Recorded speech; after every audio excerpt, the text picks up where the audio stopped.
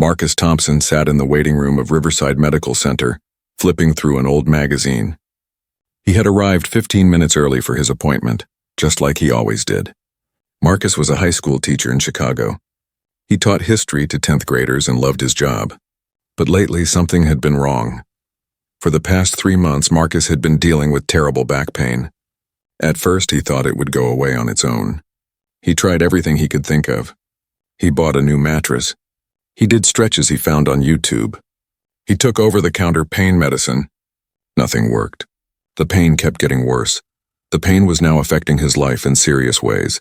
Standing in front of his classroom for hours became almost impossible. He had to sit down more often during his lessons. Sometimes the pain was so bad that he could barely sleep at night. His wife, Jennifer, had been begging him to see a doctor for weeks. Finally, Marcus gave in and made an appointment. A nurse called his name. Marcus stood up slowly, feeling the familiar ache in his lower back. He followed the nurse down a long hallway with bright white walls. The fluorescent lights buzzed softly overhead. They walked past several examination rooms before stopping at one near the end of the hall. The nurse took his blood pressure and temperature. She asked him a few basic questions about his health and typed his answers into a computer. Then she told him the doctor would be with him soon. Marcus sat on the examination table, the paper crinkling beneath him. He looked around the small room. There was a poster about hand washing on one wall and a chart showing the human spine on another. Marcus pulled out his phone and texted his wife. "At the doctor now. Hopefully they can figure out what's wrong." Jennifer replied quickly with a thumbs-up emoji and a message saying she loved him. About 10 minutes passed. Then the door opened. A tall white man in a white coat walked in. He looked to be in his late 50s with gray hair and thin metal glasses. He didn't smile or make eye contact with Marcus. Instead, he looked down at a tablet in his hands. "Marcus Thompson?" the doctor asked, still not looking up. "Yes, that's me," Marcus replied. "I'm Dr. Pemberton," the man said. He finally glanced at Marcus for just a second before looking back at his tablet. "Says here you're having back pain?" "Yes, sir. For about 3 months now. It's been getting worse, and where exactly?" Dr. Pemberton interrupted. Marcus pointed to his lower back. "Right here. It's a constant ache, but sometimes it shoots down my left leg too." Dr. Pemberton set down his tablet and walked over. He pressed on Marcus's back for maybe 10 seconds. He didn't ask Marcus to move or bend or do any other tests. Then he stepped back and picked up his tablet again. "Looks like muscle strain," Dr. Pemberton said simply. "Take ibuprofen. 800 milligrams 3 times a day with food." Marcus was confused. The examination had lasted less than a minute. Doctor, I've already been taking ibuprofen. It doesn't really help. And the pain is pretty severe. I was wondering if maybe I could get an MRI or an MRI. Dr. Pemberton looked at Marcus for the first time with full attention. His expression was not friendly. "Do you know how expensive those are?" "Well, yes, but my insurance should cover." "Mr. Thompson, I've been a doctor for 30 years. I know what muscle strain looks like. You don't need an MRI. You need to take the medication I'm prescribing and give it time." Marcus felt uncomfortable, but he pressed on. He had done research before coming to the appointment. "I understand, doctor. But the pain goes down my leg. I read that could be a sign of a herniated disc or nerve damage. Maybe physical therapy could help?" Dr. Pemberton's jaw tightened. He set his tablet down on the counter with more force than necessary. "You read something on the internet?" "I just wanted to be informed about, let me guess, WebMD, some random blog?" The doctor's voice was rising. "Mr. Thompson, I didn't spend 12 years in medical school and training to have patients tell me how to do my job based on what they Googled." Marcus felt his heart beat faster. He tried to keep his voice calm and respectful. "I'm not trying to tell you how to do your job, doctor. I'm just concerned because the pain is really affecting my life. I can barely stand to teach my classes. I'm not sleeping well.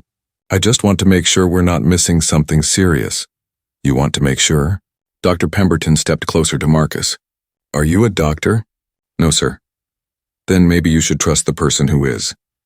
The doctor crossed his arms. "You know what I think. I think you're probably looking for pain pills. That's what this is really about, isn't it?" Marcus felt like he had been slapped. "What? No. I'm not looking for—" "Sure. You come in here complaining about pain I can't see. You demand expensive tests. You've already decided what's wrong with you based on the internet. You don't understand how medicine works, Mr. Thompson. I'm just asking questions, Marcus said, his voice shaking slightly. He was starting to get angry, but he fought to keep control. I have a right to ask questions about my own health care. You have a right to respect your doctor's expertise, Dr. Pemberton shot back. Instead of acting like you know better than me. I never said I know better than you. You didn't have to say it. Your attitude says it all. People like you always think you know better than the doctors. Marcus stared at Dr. Pemberton. The room suddenly felt very cold. People like me? What does that mean? Dr. Pemberton seemed to realize what he had just said. His expression flickered for a moment, but then hardened again. People who come in here with an agenda. People who've already decided what they want and won't listen to medical advice. That's not what you meant. Marcus stood up from the examination table. His back hurt with the movement, but he ignored it. What did you mean by people like me? I meant exactly what I said. Dr. Pemberton walked to the door and opened it. If you don't want to take my advice, you're free to find another doctor. But I'm not going to waste any more of my time arguing with you. I want to see a different doctor here, Marcus said. Right now. All our doctors are busy with patients who actually listen. Dr. Pemberton held the door open wider. You can leave now. Marcus felt his hands shake. He had never been treated like this by a doctor before. He had never been treated like this by anyone in a professional setting. He took a deep breath. I want a nurse in here, and I'm going to file a complaint. A complaint? Dr. Pemberton actually laughed. It was a cold, mean sound. Go ahead. I've been practicing medicine at this hospital for 25 years. I have an excellent reputation. Nobody is going to believe you over me. We'll see about that, Marcus said quietly. Oh, we will. Dr. Pemberton's eyes narrowed. I hope you know that if you try to make trouble, I'll note in your file that you're a difficult patient. Good luck finding any doctor who will take you seriously after that. Marcus walked past Dr. Pemberton and out into the hallway. His legs felt weak and his heart was pounding. He couldn't believe what had just happened.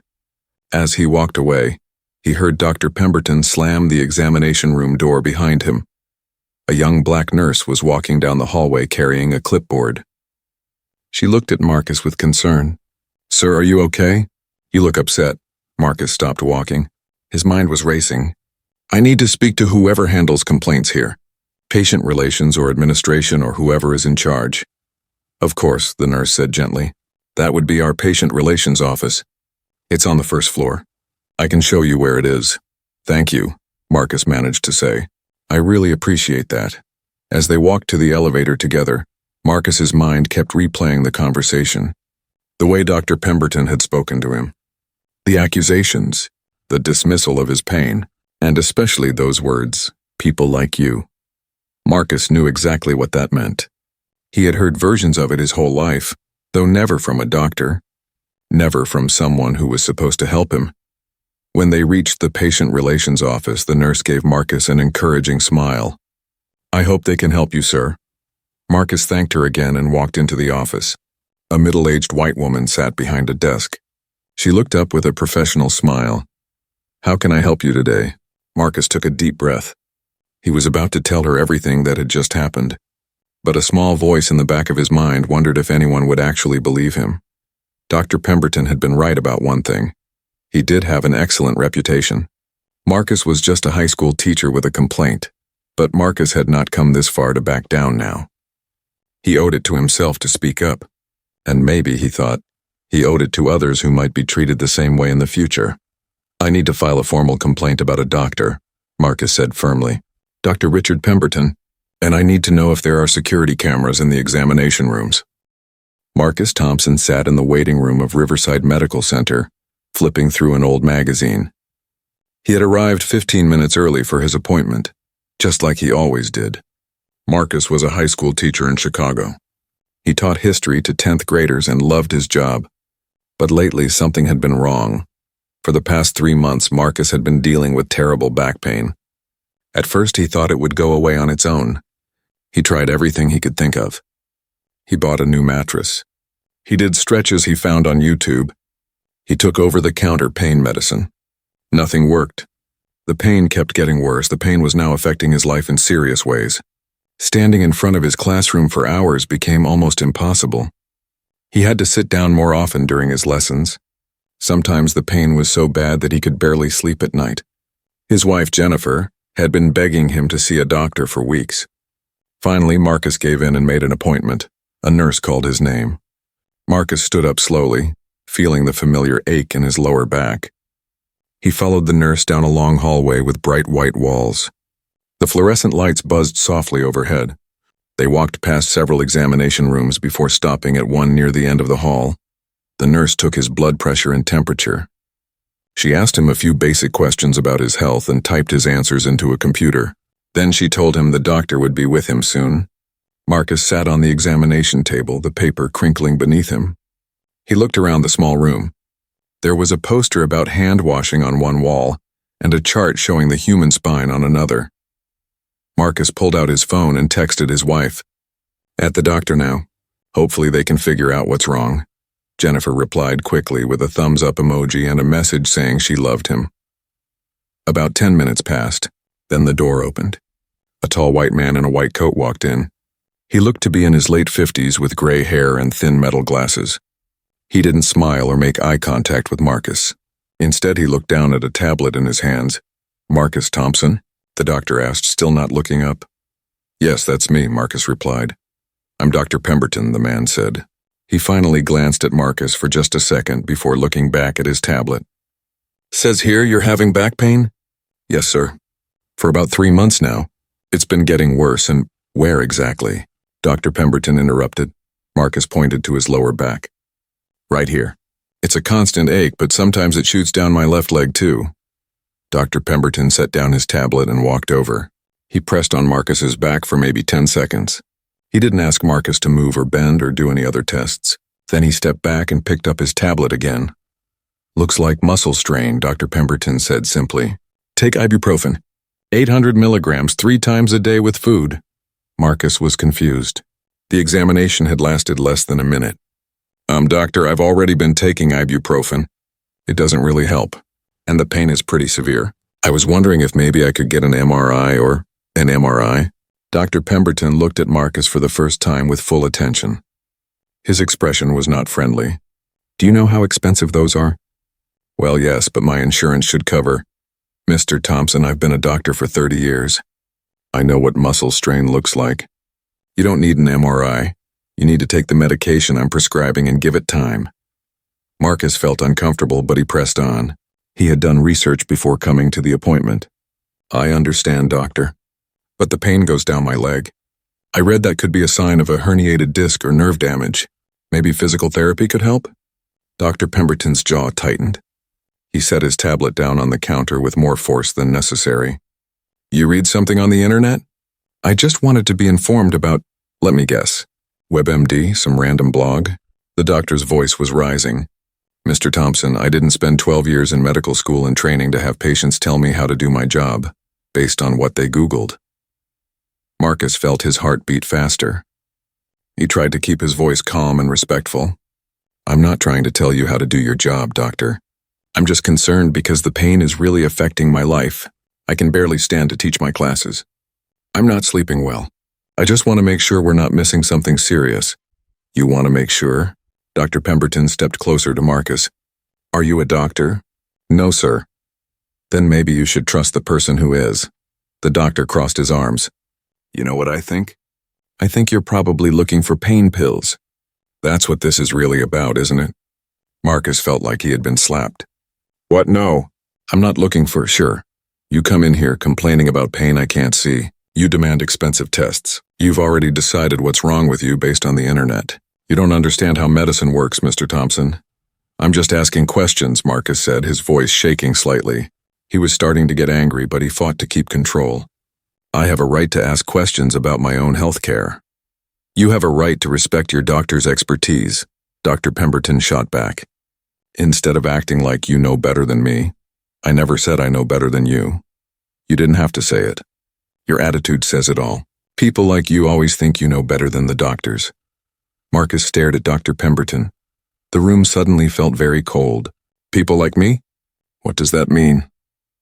Dr. Pemberton seemed to realize what he had just said. His expression flickered for a moment, but then hardened again. "People who come in here with an agenda. People who've already decided what they want and won't listen to medical advice. That's not what you meant. Marcus stood up from the examination table. His back hurt with the movement, but he ignored it. What did you mean by people like me? I meant exactly what I said. Dr. Pemberton walked to the door and opened it. If you don't want to take my advice, you're free to find another doctor. But I'm not going to waste any more of my time arguing with you. I want to see a different doctor here, Marcus said. Right now. All our doctors are busy with patients who actually listen. Dr. Pemberton held the door open wider. You can leave now. Marcus felt his hands shake. He had never been treated like this by a doctor before. He had never been treated like this by anyone in a professional setting. He took a deep breath. I want a nurse in here, and I'm going to file a complaint. A complaint? Dr. Pemberton actually laughed. It was a cold, mean sound. Go ahead. I've been practicing medicine at this hospital for 25 years. I have an excellent reputation. Nobody's going to believe you over me. We'll see about that, Marcus said quietly. Oh, we will. Dr. Pemberton's eyes narrowed. I hope you know that if you try to make trouble, I'll note in your file that you're a difficult patient. Good luck finding any doctor who will take you seriously after that. Marcus walked past Dr. Pemberton and out into the hallway. His legs felt weak and his heart was pounding. He couldn't believe what had just happened. As he walked away, he heard Dr. Pemberton slam the examination room door behind him. A young black nurse was walking down the hallway carrying a clipboard. She looked at Marcus with concern. Sir, are you okay? You look upset. Marcus stopped walking. His mind was racing. I need to speak to whoever handles complaints here. Patient relations or administration or whoever is in charge. Of course, the nurse said gently. That would be our patient relations office. It's on the first floor. I can show you where it is. Thank you, Marcus managed to say. I really appreciate that. As they walked to the elevator together, Marcus's mind kept replaying the conversation. The way Dr. Pemberton had spoken to him, the accusations, the dismissal of his pain, and especially those words, people like you. Marcus knew exactly what that meant. He had heard versions of it his whole life, though never from a doctor, never from someone who was supposed to help him. When they reached the patient relations office, the nurse gave Marcus an encouraging smile. I hope they can help you, sir. Marcus thanked her again and walked into the office. A middle-aged white woman sat behind a desk. She looked up with a professional smile. How can I help you today? Marcus took a deep breath. He was about to tell her everything that had just happened. But a small voice in the back of his mind wondered if anyone would actually believe him. Dr. Pemberton had been right about one thing.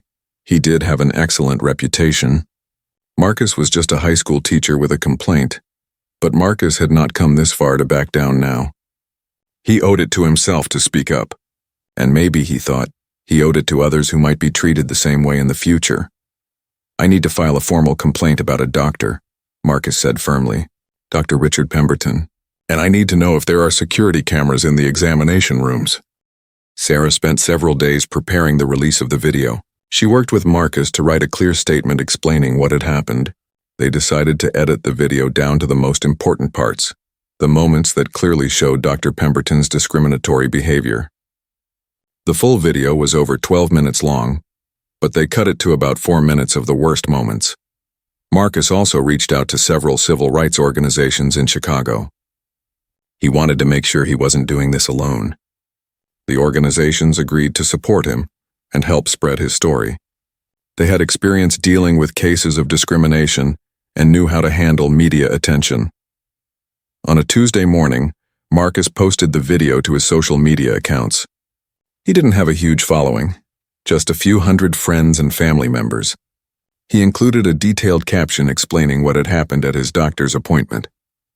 He explained how the hospital's response had been inadequate. He ended the post with a simple statement. This is what racism in healthcare looks like. For the first hour, not much happened. A few friends commented with supportive messages.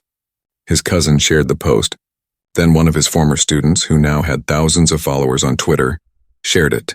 That's when things started to move. By lunchtime, the video had been viewed 10,000 times. By the end of the school day, it was at 100,000 views. Marcus's phone kept buzzing with notifications. Comments poured in. People tagged their friends. They shared the video to other platforms. That evening, Marcus sat with Jennifer and watched as the numbers kept climbing. The video was on Facebook, Twitter, Instagram, and TikTok. People were reposting it everywhere. The view count was approaching 1 million. "This is really happening," Jennifer said, her voice filled with both excitement and worry. Marcus felt overwhelmed. Part of him was glad that people were seeing the truth. But another part of him felt exposed and vulnerable. That video showed one of the worst moments of his life, and now millions of people were watching it. The comments section was filling up fast. Most people were supportive. They expressed outrage at Dr. Pemberton's behavior. They shared their own stories of being mistreated by doctors. Many Black people wrote that they had experienced similar dismissal of their pain or accusations of drug seeking. But there were also negative comments. Some people said Marcus was overreacting. Others claimed the video was edited to make Dr. Pemberton look bad. A few people defended the doctor, saying he was just having a bad day and everyone makes mistakes. By the next morning, the video had over 5 million views. Local news stations in Chicago started calling Marcus for interviews. National news outlets picked up the story. Marcus's phone rang constantly. Reporters wanted to talk to him. People wanted his reaction. Everyone had questions. Sarah advised Marcus on which interviews to accept. They decided he should tell his story, but be careful not to say anything that could hurt a potential legal case. Marcus agreed to do 3 interviews, one with a local Chicago news station, one with a national morning show, and one with a podcast that focused on healthcare issues. The interviews went well. Marcus spoke calmly and clearly about what had happened. He didn't exaggerate or dramatize anything. He just told the truth. The video spoke for itself. Hashtags started trending on social media. People used tags like Justice for Marcus and Riverside Medical Accountability. Within days, these hashtags were being used hundreds of thousands of times. The story had gone completely viral. Riverside Medical Center's social media pages were flooded with angry comments. People demanded that Dr. Pemberton be fired. They called for investigations into the hospital's complaint procedures. Some people posted reviews calling the hospital racist and saying they would never go there for treatment. The hospital tried to respond. They posted a statement on their website and social media accounts. The statement said they took the allegations seriously and were conducting a thorough investigation. They said they were committed to providing quality care to all patients regardless of race. They promised to review their policies and procedures, but the statement felt empty to most people who read it. The video clearly showed what Dr. Pemberton had done, and the hospital had already given him just a slap on the wrist before the video went public. People weren't satisfied with vague promises. Journalists started digging deeper into the story. A reporter from the Chicago Tribune got access to public records and discovered something disturbing. Over the past 15 years, the hospital had received at least 23 formal complaints about Dr. Pemberton. Looking at the names and demographics of the complainants, the reporter found that all of them were patients of color, Black, Latino, or Asian patients. The Tribune published a detailed article about their findings. The headline read, "Pattern of Complaints: How Riverside Medical Center Ignored Years of Warnings About Racist Doctor." The article revealed that several patients had complained about Dr. Pemberton using dismissive language, refusing to order tests or provide treatment, and making comments about their race or ethnicity. In each case, the hospital had conducted a brief internal review and concluded that there was no evidence of misconduct or that the complaints were the result of miscommunication. One former patient, a Latino man named Carlos Rodriguez, was quoted in the article. He said Dr. Pemberton had refused to treat his daughter's severe asthma symptoms, suggesting that the family was exaggerating for attention. Carlos had filed a complaint, but nothing happened. "They told me they would look into it, but I never heard back," Carlos said. "My daughter ended up in the emergency room 2 days later because her breathing got so bad." Another patient, an Asian American woman named Linda Chen, said Dr. Pemberton had made a comment about how "your people are usually healthy and don't need much medical care." When she complained, the hospital told her she had misunderstood what the doctor meant. These stories made people even angrier. It wasn't just one incident.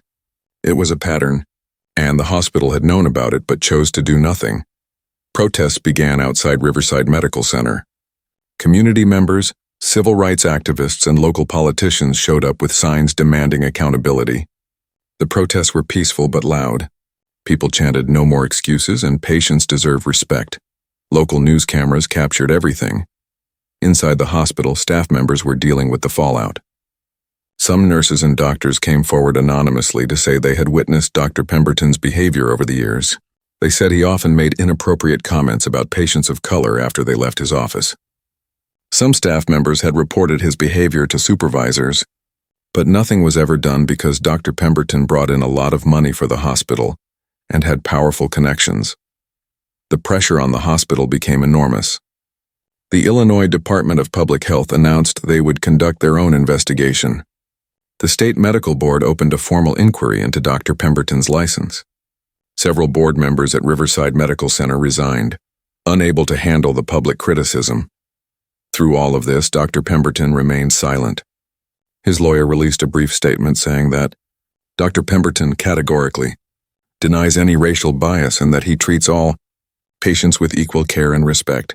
The statement claimed that the video didn't show the full context of the appointment, and that Marcus had been confrontational and uncooperative.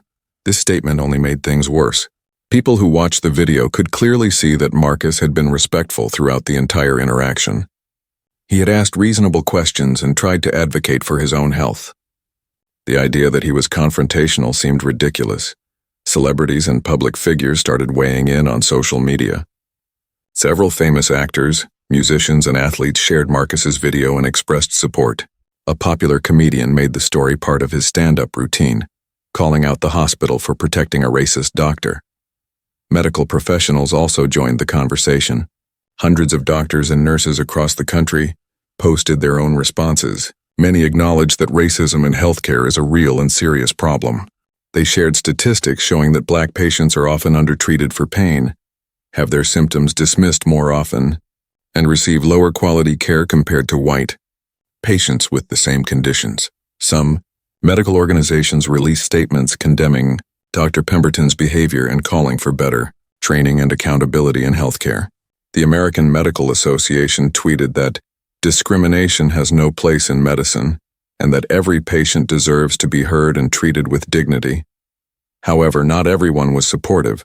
Some people defended Dr. Pemberton online. They argued that doctors are under a lot of stress and that one bad interaction shouldn't ruin someone's career. They said that Marcus was playing the race card and trying to get attention or money from the situation. A few conservative commentators picked up this narrative. They suggested that Marcus had gone to the appointment looking for a confrontation, so he could record it and go viral. Of course, this theory made no sense. The video came from the hospital's own security cameras, not from Marcus's phone. But that didn't stop some people from spreading the conspiracy theory. Marcus tried not to read too many of the negative comments, but it was hard to avoid them completely. Some of the attacks got personal. People criticized his appearance, his job, even his family. A few people sent him threatening messages. Sarah warned Marcus that this was unfortunately normal when cases went public. People will say terrible things behind the safety of their keyboards, she told him. Try not to let it get to you. Focus on the majority of people who support you. Marcus did his best to follow that advice. He found strength in the messages of support he received. Other patients who had experienced similar mistreatment reached out to thank him for speaking up. Several people said his video had given them the courage to file their own complaints or switch to doctors who treated them better. One message particularly touched Marcus. It was from a young Black woman named Tasha who lived in Atlanta. She wrote, "I've been dealing with chronic pain for 2 years, and every doctor I see treats me like I'm making it up or looking for drugs. I was about to give up on getting help, but seeing your video reminded me that I deserve to be heard. Thank you for being brave enough to share your story. You might have saved my life." Reading messages like that helped Marcus remember why he had decided to go public in the first place. This wasn't just about him or even just about Dr. Pemberton. It was about a system that allowed racist doctors to keep practicing while patients suffered. 2 weeks after Marcus posted the video, Riverside Medical Center finally took more serious action. They announced that Dr. Pemberton had been placed on administrative leave while a full investigation was conducted. They said the investigation would be led by an independent third-party firm to ensure objectivity. This was progress, but many people felt it wasn't enough. Administrative leave meant Dr. Pemberton was still being paid. It meant he could potentially come back to work after the investigation. People wanted to see him fired and stripped of his medical license. The hospital also announced several new initiatives. They would require all staff to undergo extensive training in implicit bias and cultural competency. They would create a new patient advocate position to handle complaints more seriously. They would establish a diversity committee to review hospital policies and make recommendations for improvement. These announcements were met with mixed reactions. Some people were glad to see the hospital taking concrete steps. Others viewed it as too little, too late, a public relations move rather than genuine change. Marcus didn't know what to think. He appreciated that the hospital was finally responding, but he remained skeptical. They're only doing this because the video went viral, he told Jennifer. If I hadn't shared that footage, Dr. Pemberton would still be seeing patients and treating people the same way he treated me. Jennifer agreed. You're right. But you did share it. And now millions of people know the truth. That has to count for something. As the story continued to spread, Marcus found himself becoming an accidental spokesperson for healthcare equity. Organizations invited him to speak at events. Medical schools asked if he would talk to their students. Journalists wanted his opinion on related stories about medical racism. Marcus agreed to some of these requests, but he was careful not to overextend himself. He was still a high school teacher with classes to teach and students to support. His life hadn't stopped just because he was suddenly in the national spotlight. His students had seen the video, of course. They brought it up in class. Marcus decided to use it as a teaching moment. He talked to his students about civil rights, about standing up for yourself, and about the importance of documenting injustice.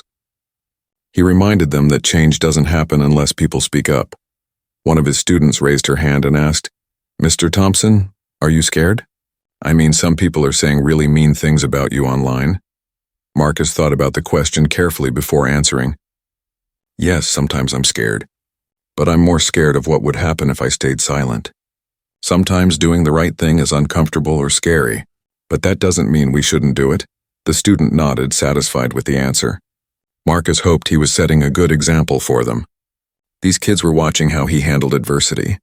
They were learning that standing up for justice came with challenges, but it was worth it.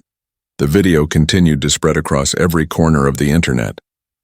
What started on Facebook and Twitter had now exploded onto every social media platform.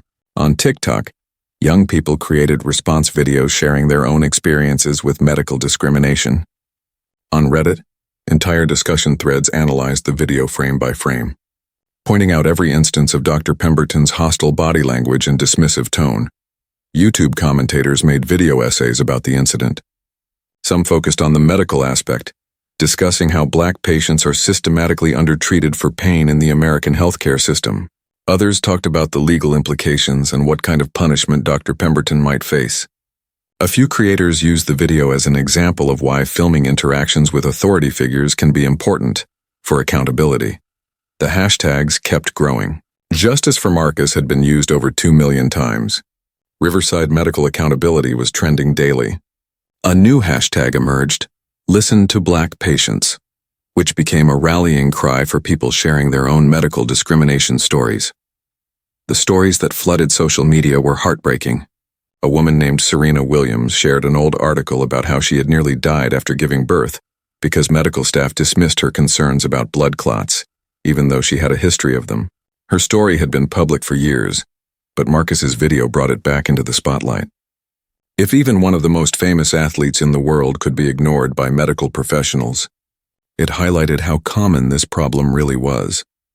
Other Black women shared stories about their pregnancies and births. They talked about being told they were exaggerating their pain during labor. They described having their concerns dismissed when they knew something was wrong with their babies. The statistics were shocking.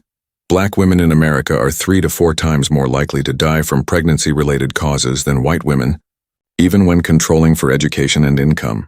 Men shared stories too. A military veteran named James posted about how multiple doctors accused him of drug seeking when he tried to get help for chronic pain from a service-related injury. It took him 3 years and 7 different doctors before someone finally believed him and ordered the MRI that revealed a severe spinal injury. An elderly man named Robert wrote about how doctors dismissed his stroke symptoms as just aging and sent him home. He had a major stroke 2 days later and was permanently disabled. He believed that if he had been white, the doctors would have taken his symptoms more seriously. These stories weren't just anecdotes. Medical researchers and public health experts joined the conversation with data. They shared studies showing that black patients receive less pain medication than white patients with identical injuries.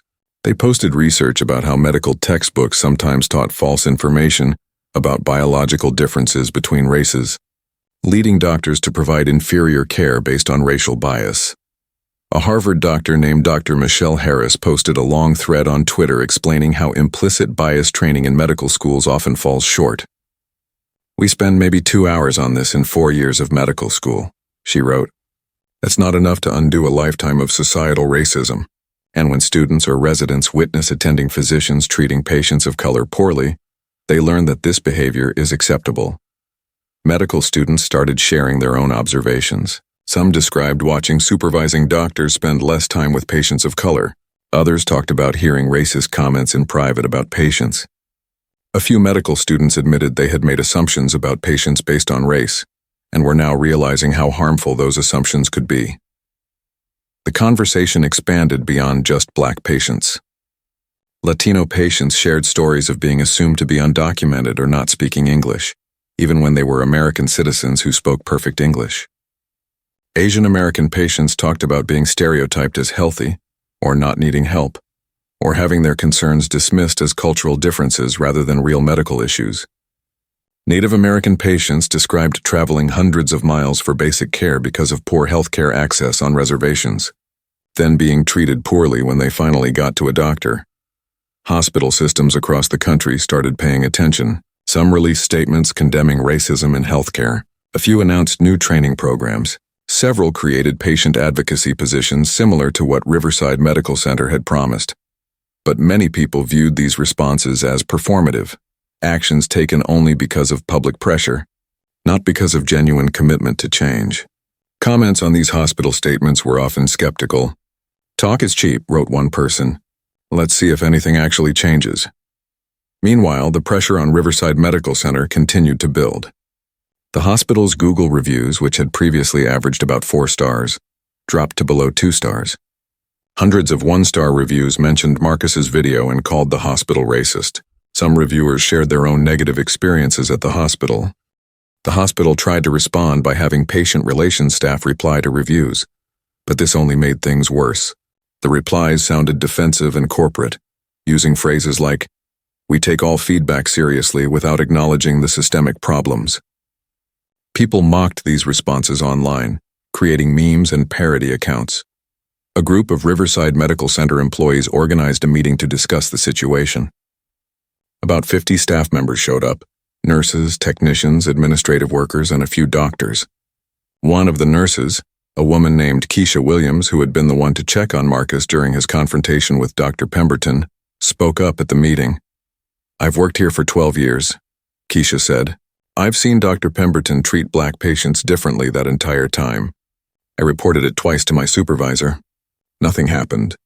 A lot of us knew about his behavior, but we felt powerless to do anything about it. He brought in too much money and he had friends in administration." Other staff members nodded. Several shared similar stories. A lab technician named Marcus, coincidentally sharing the same first name as Marcus Thompson, said he had witnessed Dr. Pemberton make racist jokes in the break room. He would talk about certain patients using code words. We all knew what he meant. It made me uncomfortable, but I didn't know what to do. I wish I had done more. The staff meeting was supposed to be private, but someone recorded parts of it and leaked it to a local journalist. When portions of the audio became public, it confirmed what many people suspected. Dr. Pemberton's behavior wasn't a secret inside the hospital. Multiple staff members had witnessed or heard about his racist conduct, but the hospital's leadership had failed to act. This revelation brought a new wave of criticism. The hospital knew, people wrote online. They all knew, and they protected him anyway. Riverside Medical Center's board of directors held an emergency meeting. Several board members expressed concern that the hospital could lose its accreditation or face federal investigations. Others worried about lawsuits not just from Marcus but from other patients who had been mistreated by Dr. Pemberton over the years. The board decided they needed to take more aggressive action. They announced that Dr. Pemberton's employment had been terminated effective immediately. He would not be returning to the hospital under any circumstances. They also announced that 3 administrators, who had been responsible for handling previous complaints about Dr. Pemberton, were being placed on administrative leave while their actions were investigated. Additionally, the board voted to hire an independent firm to review all patient complaints from the past 10 years to identify any patterns of discrimination that should have been addressed. They promised to reach out to patients who had filed complaints and offer them a chance to be heard properly this time. This announcement was seen as a more serious response than the hospital's earlier statements. Many people online expressed satisfaction that Dr. Pemberton had been fired. However, some pointed out that firing him wasn't enough. He could still potentially get a medical license in another state and continue practicing. That concern turned out to be valid. Dr. Pemberton's lawyer announced that while his client was no longer employed by Riverside Medical Center, he was not admitting any wrongdoing. The lawyer said Dr. Pemberton planned to fight any attempts to revoke his medical license and believed he would be vindicated. This announcement angered many people who had been following the story. "He's not even sorry," one person tweeted. "He still thinks he did nothing wrong." Sarah Chen, Marcus's lawyer, responded to the news with her own statement.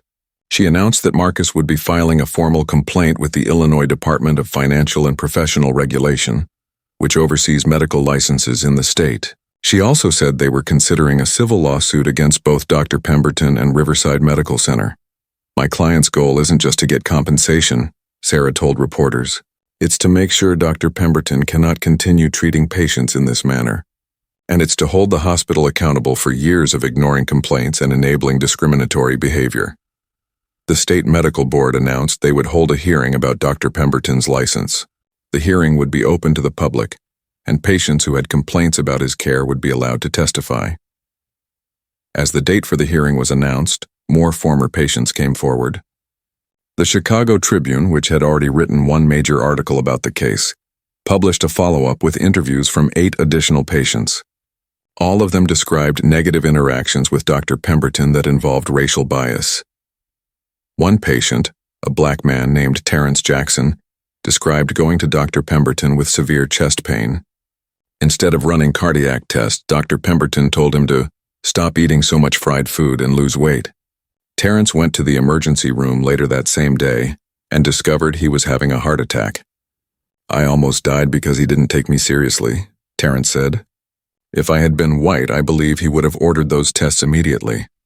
Another patient, a Latina woman named Maria Gonzalez, said Dr. Pemberton had refused to order cancer screening tests she requested based on her family history.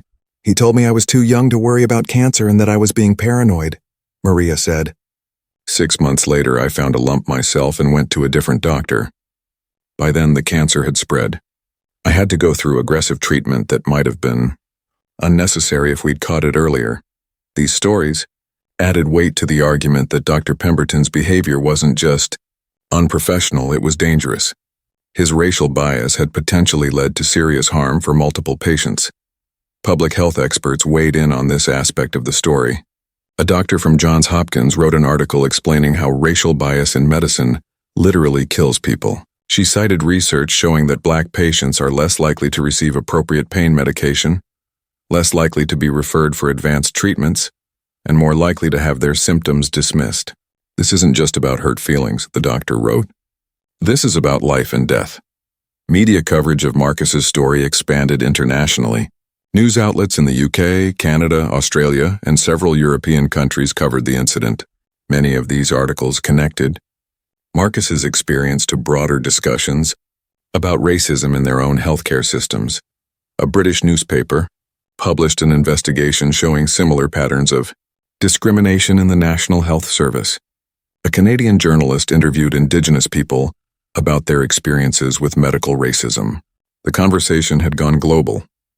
Back in the United States, politicians started getting involved.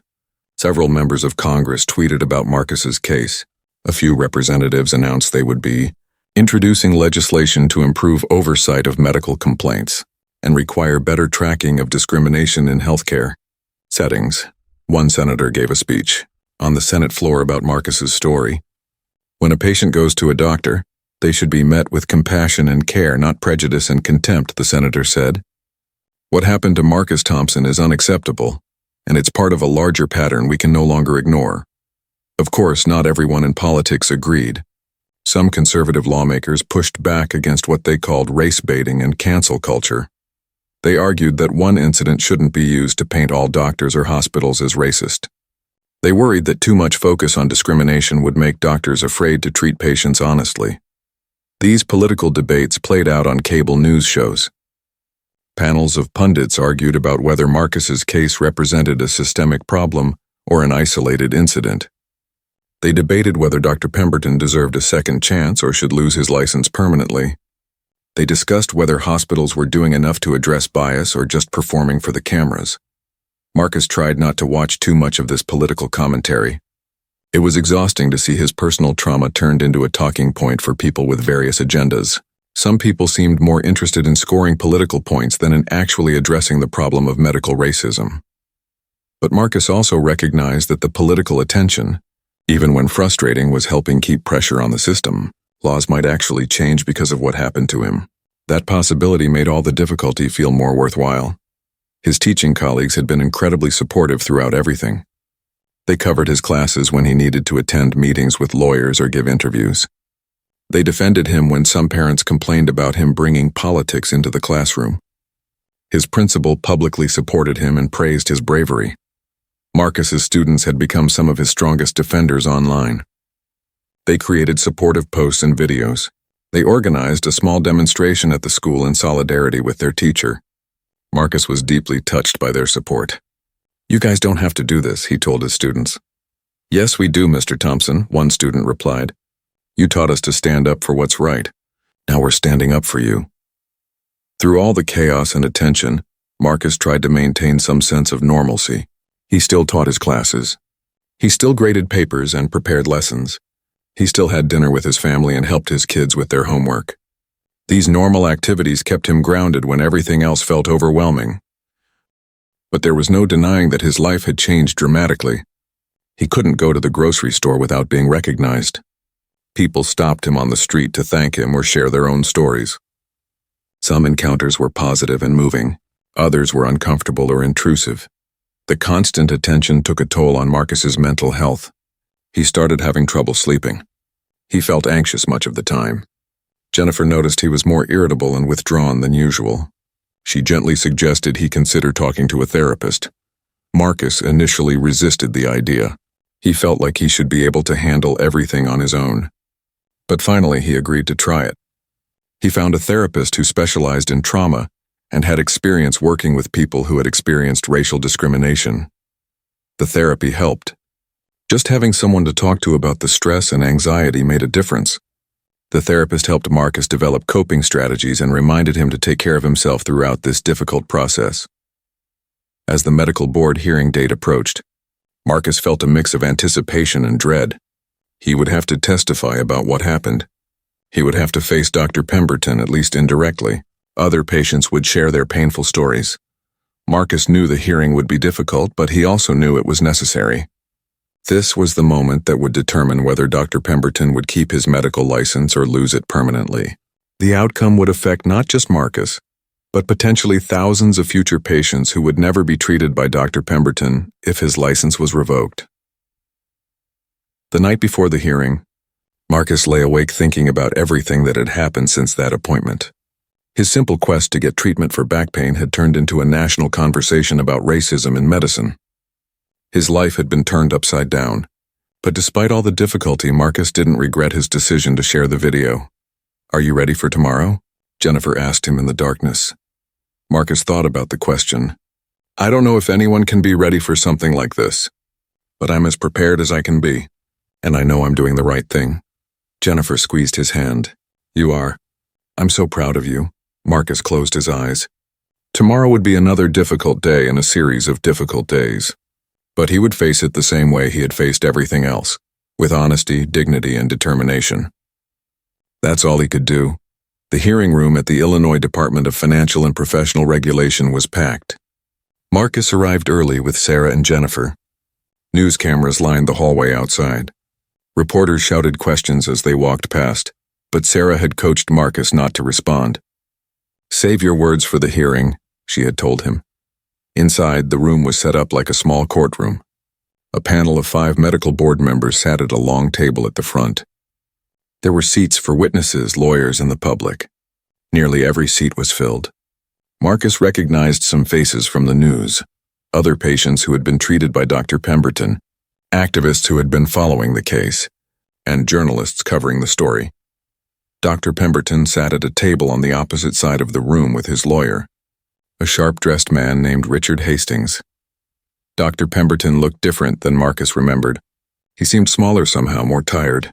He wore a dark suit and kept his eyes down, not making eye contact with anyone in the room. The hearing began with opening statements.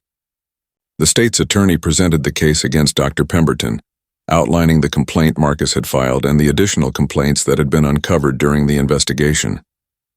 The attorney played portions of the security camera video.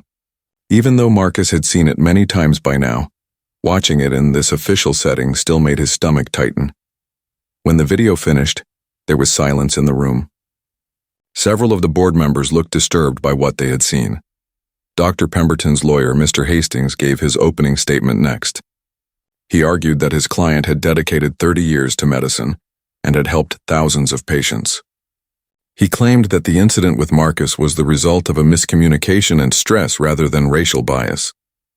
He suggested that Dr. Pemberton's words had been taken out of context and that the doctor had simply been trying to prevent unnecessary medical testing that would be expensive and potentially harmful.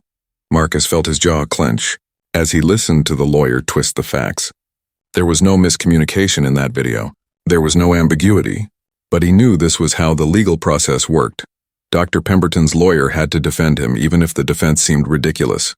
The state called its first witness, Marcus himself. As Marcus walked to the witness stand, he felt every eye in the room on him. He was sworn in and sat down. The state's attorney began asking questions. Marcus told his story from the beginning. He explained his back pain, his attempts to treat it himself, and his decision to see a doctor. He described the appointment with Dr. Pemberton in detail. Even though the video showed everything, putting it into words made it feel real again.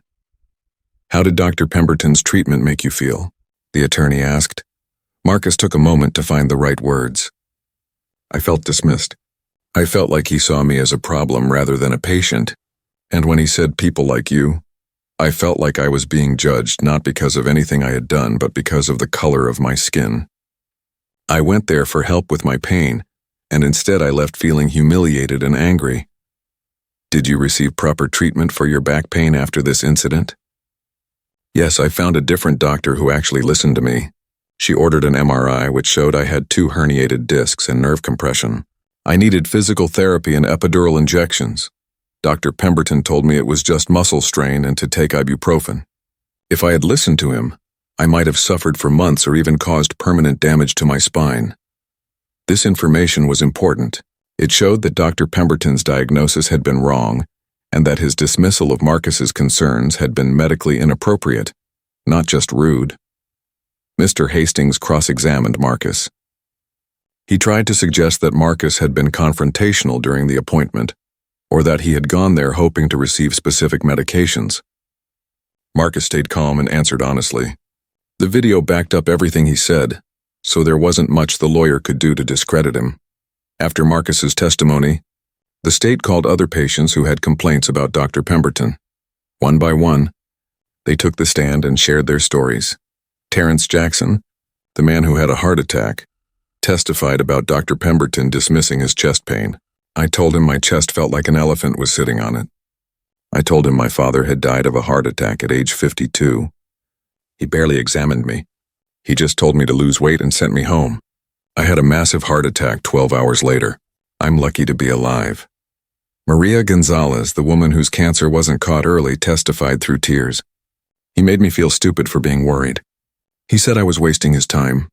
I trusted him because he was a doctor. I didn't get screened, and by the time I found the cancer myself, it had spread.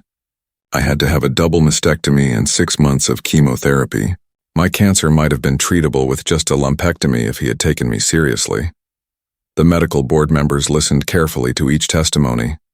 Some of them took notes. Others asked questions. It was clear they were taking this seriously. Carlos Rodriguez testified about his daughter's asthma. Linda Chen testified about the comments Dr. Pemberton made about Asian people. A young black man named Deshaun testified about being accused of drug seeking when he came in with a broken arm after a car accident. By lunchtime, 8 patients had testified. The pattern was undeniable. All of them were people of color. All of them had been dismissed, accused of exaggerating, or had their symptoms minimized. Several had experienced medical complications or delayed diagnoses because of Dr. Pemberton's inadequate care. The hearing reconvened after lunch. The state called several expert witnesses, doctors who specialized in medical ethics and healthcare disparities. They testified about implicit bias in medicine and explained how a doctor's racial prejudices can affect their clinical judgment and patient care. One expert, a doctor from Northwestern University, explained that black patients are often undertreated for pain because of false beliefs about biological differences. Some doctors still believe myths like black people having thicker skin or higher pain tolerances, the expert said. These beliefs have no scientific basis, but they persist and they kill people. When a doctor dismisses a black patient's pain, they're not just being rude, they're providing substandard medical care. Another expert discussed the concept of medical gaslighting, where doctors make patients doubt their own experiences and symptoms. This is particularly common for women and people of color, the expert testified. Patients are told they're overreacting or imagining their symptoms. This destroys the trust between doctor and patient and leads to worse health outcomes. The testimony was powerful and educational. Marcus saw several people in the audience nodding along. Even some of the journalists looked like they were learning things they hadn't known before. Finally, it was Dr. Pemberton's turn to testify. His lawyer called him to the stand.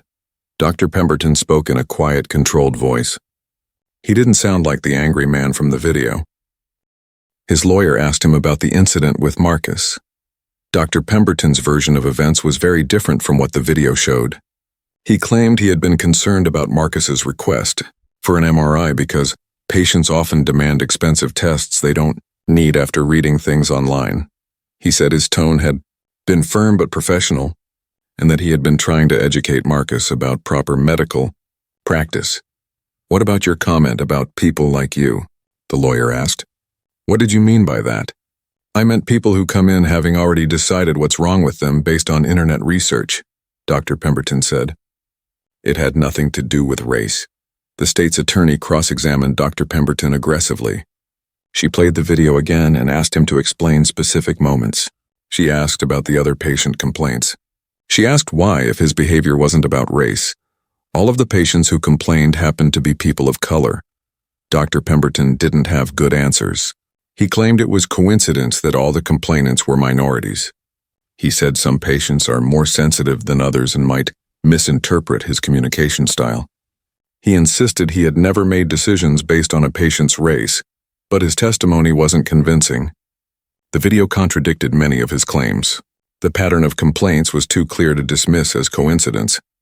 Several times, Dr. Pemberton seemed to contradict himself or give vague answers that didn't make sense. The hearing lasted 2 full days. On the second day, the state presented evidence from the investigation into Riverside Medical Center. They showed that complaints about Dr. Pemberton had been filed as far back as 15 years ago. They showed internal emails where hospital administrators discussed the complaints but decided not to take action because Dr. Pemberton was too valuable to lose. One particularly damning email from 5 years earlier showed an administrator writing, "Dr. Pemberton brings in over $2 million in revenue annually. Unless we have ironclad proof of misconduct, we can't afford to push this issue." This email made it clear that the hospital had been protecting Dr. Pemberton for financial reasons, not because they genuinely believed the complaints were unfounded. The medical board also heard testimony from Keisha Williams, the nurse who had witnessed part of Marcus's confrontation with Dr. Pemberton. She testified that she had reported concerns about Dr. Pemberton's behavior multiple times over the years but was told to mind her own business by supervisors. I heard him say inappropriate things about patients, Keisha testified. He would make comments about black patients being difficult or Latino patients not following instructions. He seemed to have less patience with patients of color. I saw him spend less time in their rooms. I reported what I saw, but nothing changed. After all the testimony was complete, both sides gave closing arguments. The state's attorney argued that Dr. Pemberton had demonstrated a clear pattern of racial bias that affected his medical judgment in patient care. She argued that allowing him to continue practicing would put future patients at risk. Dr. Pemberton's lawyer argued that his client had made mistakes in communication, but hadn't intended any harm. He asked the board to consider Dr. Pemberton's long career and the good he had done for many patients. He suggested additional training rather than license revocation. The medical board announced they would deliberate and issue a decision within 30 days. Marcus left the hearing feeling drained but hopeful. The testimony had been powerful. The evidence was clear. Surely the board would do the right thing. While waiting for the board's decision, Marcus tried to return to some version of normal life. But the story was still making headlines. The hearing had been covered extensively by the media, and many people were watching to see what would happen. Several other states announced they were reviewing Dr. Pemberton's ability to practice in their jurisdictions. Even if Illinois allowed him to keep his license, other states might not let him practice there. This was important because sometimes doctors who lose their license in one state simply move to another state and continue practicing. Riverside Medical Center announced a settlement with Marcus. The terms were confidential, but Sarah told Marcus it was substantial. The hospital also settled with several other former patients who had filed lawsuits after coming forward with their own stories. But Marcus had never been primarily interested in the money. He wanted accountability and change. The settlement included provisions requiring the hospital to implement specific reforms and submit to outside monitoring for 5 years. That felt more meaningful than the financial compensation. The hospital also issued a formal public apology. The CEO gave a press conference where he apologized to Marcus and to all patients who had been harmed by Dr. Pemberton's care or by the hospital's failure to address complaints properly. "We failed you," the CEO said. "We should have listened. We should have acted. We're committed to doing better." Marcus watched the press conference from home. The apology seemed sincere, but he remained skeptical about whether real change would happen. "Actions matter more than words," he told Jennifer. "Let's see if they actually follow through." Media outlets continued investigating the broader issue of racism in healthcare. Several major newspapers and television programs did special reports on medical bias. These reports featured Marcus's story alongside research, statistics, and interviews with doctors and patients. One particularly powerful report looked at maternal mortality rates for Black women. It featured interviews with women who had nearly died during childbirth because their concerns were dismissed. The report explained how implicit bias training in medical schools often fell short and how systemic racism in healthcare had its roots in slavery and medical experimentation on enslaved people. These broader discussions made Marcus feel like his personal pain had contributed to something larger and more important. The conversation had moved beyond just him and Dr. Pemberton to address the underlying problems. In the entire healthcare system, politicians continued to introduce legislation aimed at improving oversight and accountability in medicine. Some of these bills required hospitals to track and report discrimination complaints. Others established independent review boards for medical misconduct cases. A few proposed financial penalties for hospitals that ignored patterns of complaints. Not all of these bills would pass, but the fact that they were being discussed at all represented progress. Medical organizations like the American Medical Association announced new initiatives to address racial bias in healthcare. Medical schools revised their curricula to include more training on health disparities and cultural competency. Marcus was invited to speak at a national conference on healthcare equity. He accepted, despite feeling nervous about speaking to such a large and professional audience. At the conference, he shared his story and his hopes for change in the medical system. "I'm not a doctor or a healthcare expert," Marcus told the audience. "I'm just a teacher who went to a doctor's appointment and was treated with contempt. But what happened to me happens to thousands of people every day. It happens to people who don't have video evidence. It happens to people who don't have lawyers or support systems. We need to listen to patients, believe them when they tell us something is wrong, and hold doctors accountable when they fail to provide appropriate care. The audience gave him a standing ovation. Several doctors approached him afterward to thank him for speaking and to share their own commitments to addressing bias in their practice. Marcus felt energized by these conversations. Maybe real change was possible after all. Finally, 30 days after the hearing, the medical board announced their decision. Marcus received a call from Sarah. His heart pounded as he answered. They revoked his license, Sarah said. Her voice was full of emotion. Permanently. Dr. Pemberton can never practice medicine in Illinois again. Marcus felt tears spring to his eyes. Really, they actually did it? They actually did it. The ruling was unanimous. They found that he engaged in unprofessional conduct, provided substandard care, and demonstrated bias that affected his clinical judgment. They said his pattern of behavior toward patients of color was incompatible with the practice of medicine. Marcus sat down heavily on his couch. He had hoped for this outcome, but part of him hadn't believed it would really happen. The system had failed so many times before. But this time it had worked. Jennifer hugged him tightly. Their kids asked what was happening, and Marcus explained that the doctor who had treated him badly would not be allowed to treat other patients anymore. So you won, Dad? His daughter asked. Marcus thought about that question. I don't know if won is the right word, but justice happened. That's what matters. 3 months had passed since the medical board revoked Dr. Pemberton's license. Marcus stood at the front of his classroom, teaching a lesson about the civil rights movement. His back still bothered him sometimes, but the physical therapy and treatment he received from his new doctor had helped tremendously. The physical pain was manageable now. The emotional scars took longer to heal. His phone buzzed constantly with messages from people around the country. Some were from patients thanking him for giving them courage to speak up about their own medical mistreatment. Others were from activists asking him to support various healthcare reform efforts. Marcus tried to respond to as many as he could, but it was overwhelming. One message stood out. It was from a young woman named Kendra who lived in Texas. She wrote, I saw your story 3 months ago. I've been dealing with lupus for years, but doctors kept telling me I was just stressed or tired. After seeing your video, I insisted on better testing.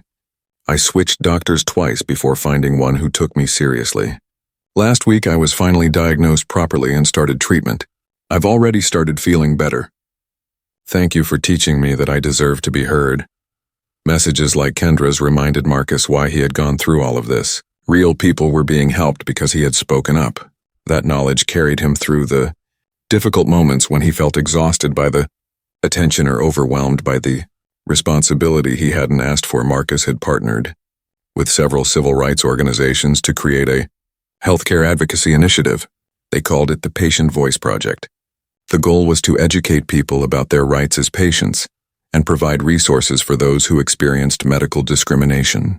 They created a website with information about how to file complaints, find patient advocates, and document interactions with medical providers. The Patient Voice Project also worked with medical schools to develop better training programs. Marcus spoke at several medical schools, sharing his story with future doctors. These talks were important to him. He wanted to reach doctors before they developed the biases and bad habits that had defined Dr. Pemberton's career. At one medical school in Ohio, a student raised his hand during the question and answer session. Mr. Thompson, how can we make sure we don't end up like Dr. Pemberton? I don't think I'm racist, but I worry about unconscious bias. Marcus appreciated the honesty of the question. The first step is recognizing that we all have biases. We're all products of a society that has racial inequalities built into it. The key is being willing to examine your assumptions and listen to your patients. Really listen. If multiple patients are telling you something is wrong, don't dismiss them. If you find yourself treating patients of different races differently, ask yourself why, and always remember that the person in front of you is a human being who deserves dignity and respect, not just a problem to solve quickly so you can move on to the next patient. The student nodded thoughtfully. Several other students stayed after the talk to continue the conversation with Marcus. He found these interactions hopeful. These young doctors seemed genuinely committed to doing better than the previous generation. Riverside Medical Center had followed through on most of their promised reforms. They hired a new patient advocate position and created an independent complaint review board that included community members, not just hospital staff. They implemented quarterly training on implicit bias and cultural competency for all staff. They also created a system for tracking complaints to identify patterns earlier. Marcus remained skeptical about whether these changes would last once media attention faded, but at least they were taking concrete steps. Other hospitals around the country had implemented similar reforms. Using Marcus's case as a cautionary tale about what happens when institutions ignore discrimination. Several major hospital systems created new policies requiring staff to take implicit bias training seriously. Some implemented second opinion protocols where patients could easily request to see a different provider if they felt uncomfortable. A few started recording patient encounters with audio or video, with patient consent, to create accountability and protect both patients and providers.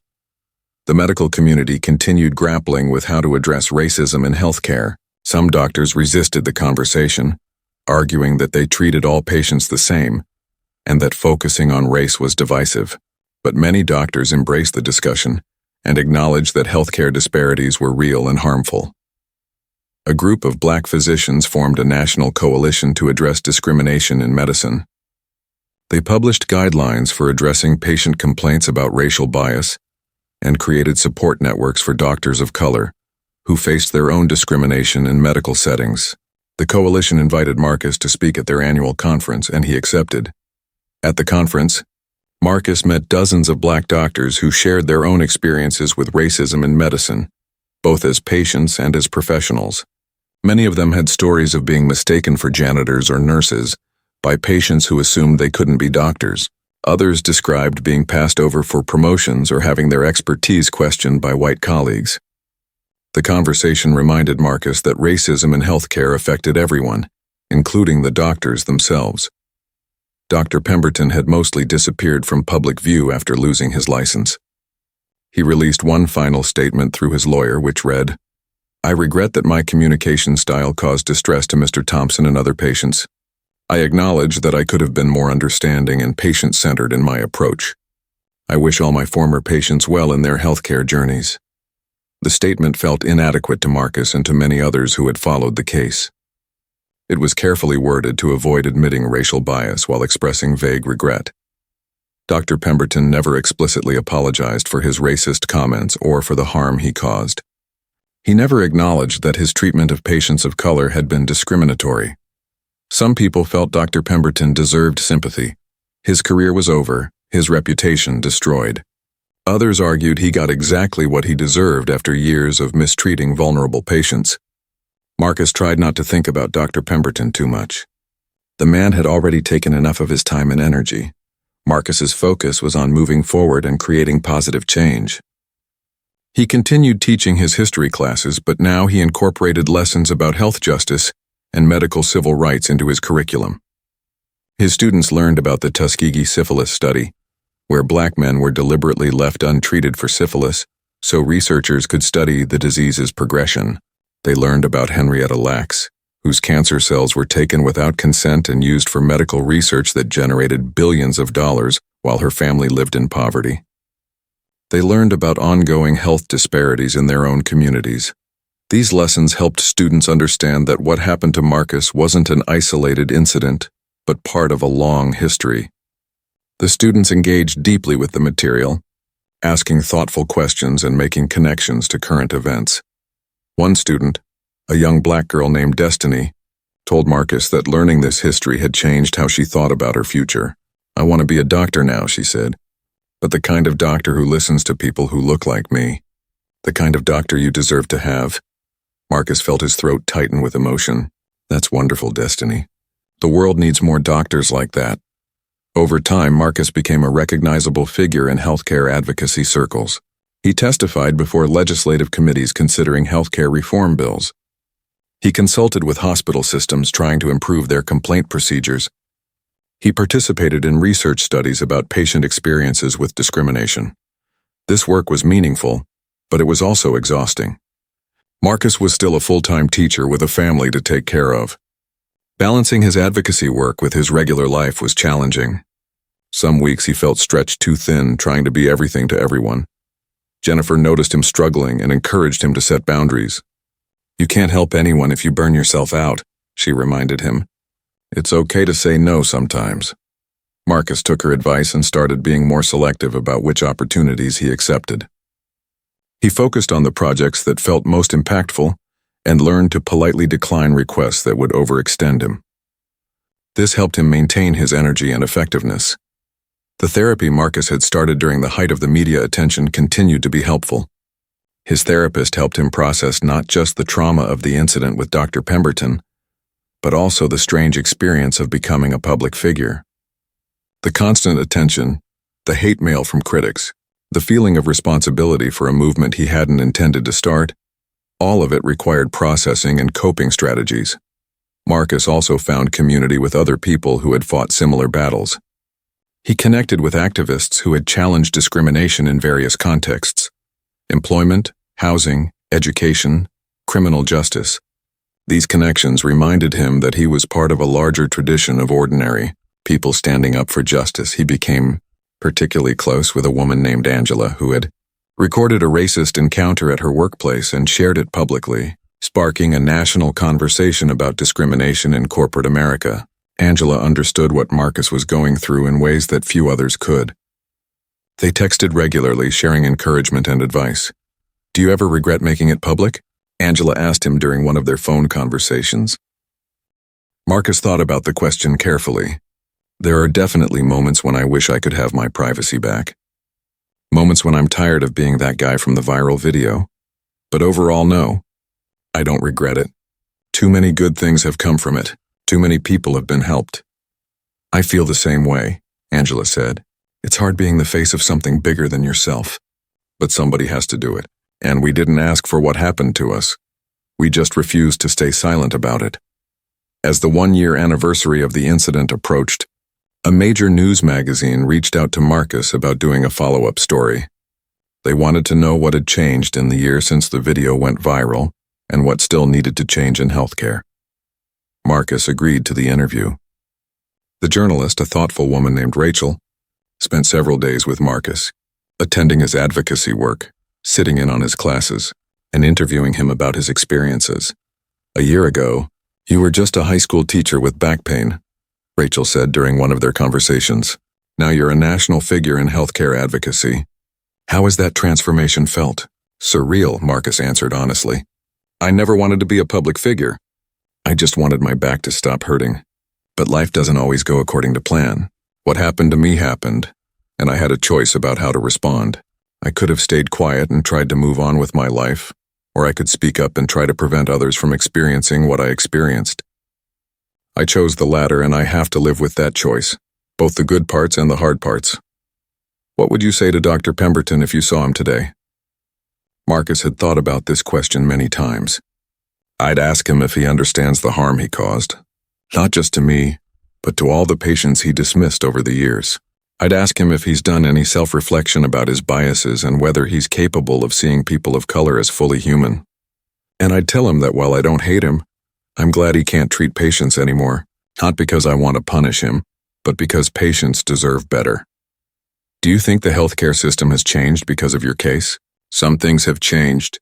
There's more awareness of medical racism, more hospitals are implementing reforms, more doctors are having conversations about bias, but systemic change is slow. We're still seeing stories of Black women dying from pregnancy complications because doctors didn't listen to them. We're still seeing patients of color being denied adequate pain treatment. The work is far from finished." The magazine article was published with a powerful cover image of Marcus in his classroom, surrounded by his students. The headline read, "1 year later, how a viral video sparked a healthcare revolution."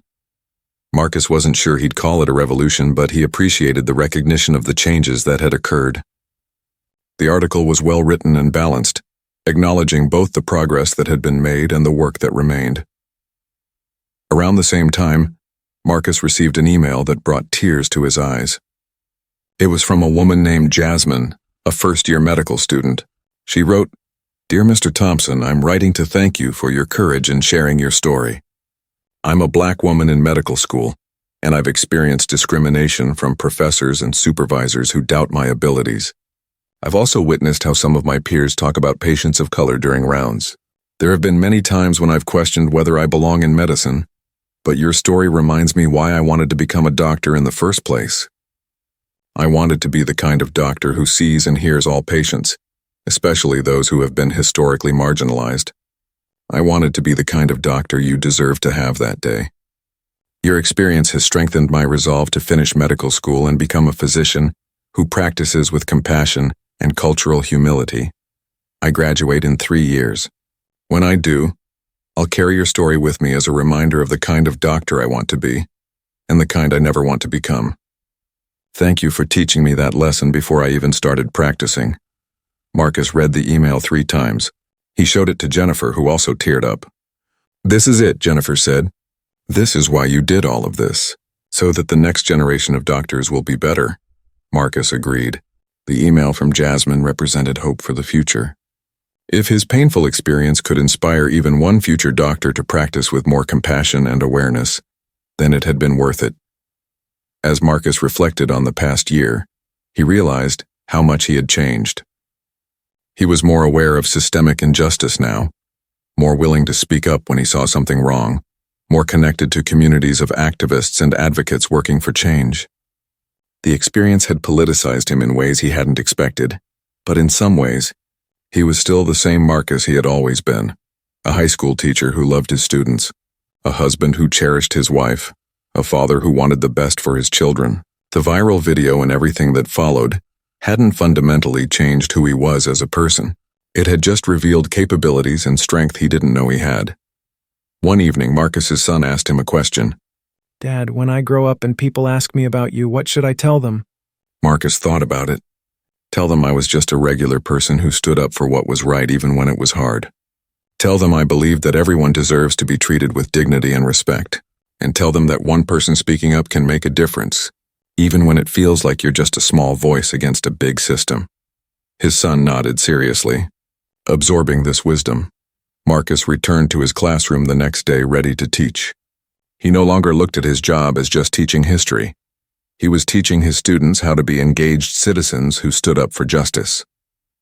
He was showing them through his example that ordinary people could create extraordinary change. During his lunch break, Marcus checked his email and found another message from a patient who had been helped by his story. This one was from a man in California who had finally reported a doctor who had been dismissive of his chronic pain. The man's complaint was being taken seriously because of the heightened awareness around medical discrimination. "Your bravery gave me bravery," the man wrote. "Thank you." Marcus smiled and closed his laptop. He had a class starting in 5 minutes, and he needed to prepare. His life had returned to something resembling normalcy, though it would never be exactly the same as before. He carried the weight of what had happened, but he also carried the satisfaction of knowing he had made a difference. As he walked back to his classroom, Marcus thought about all the people whose lives had been touched by his decision to share that video. The patients who found their voices, the doctors who re-examined their biases, the medical students who committed to doing better, the hospital administrators who implemented reforms, the legislators who introduced new protections. It hadn't been easy. There had been moments of doubt, fear, and exhaustion. There had been attacks from critics and sleepless nights worrying about his family's safety. There had been times when he questioned whether speaking up had been worth all the pain it caused. But looking at his students' faces as they filed into his classroom, Marcus knew the answer. It had been worth it. Not because he enjoyed being in the spotlight, or because he wanted to punish Dr. Pemberton, but because silence in the face of injustice only allows that injustice to continue. Marcus had been given an unwanted opportunity, the chance to turn his pain into purpose, his anger into action, his trauma into transformation. He had chosen to take that opportunity, and in doing so, he had become part of a long tradition of people who refused to accept things as they were and insisted on fighting for how things should be. As he started his lesson, Marcus looked out at his diverse classroom of students, Black, white, Latino, Asian, students from all backgrounds and circumstances. They were all listening intently, ready to learn. And Marcus was ready to teach them not just about history, but about how to make history, because that's what he had learned from his own experience. History isn't just something that happened in the past. It's something that happens every day, shaped by the choices ordinary people make when faced with extraordinary circumstances. Marcus Thompson, a high school history teacher from Chicago, had made his choice. He had stood up, spoken out, and refused to be silent, and in doing so, he had taught the most important lesson of all, that justice requires courage, change requires persistence, and progress requires people who are willing to say this is wrong, even when it's uncomfortable or costly to do so. Marcus smiled at his students and began teaching. The work of creating a more just world continued, one person, one moment, one brave decision at a time. And Marcus Thompson, despite everything he had been through, was grateful to be part of that work.